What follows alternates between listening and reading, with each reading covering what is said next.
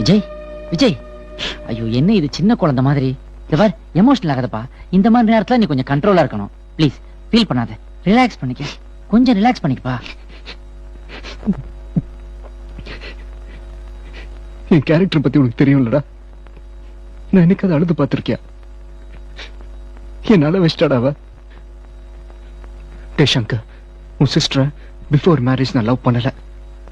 After marriage அவளை வீட்டு விட்டு அனுப்புற வரைக்கும் நான் லவ் பண்ணல.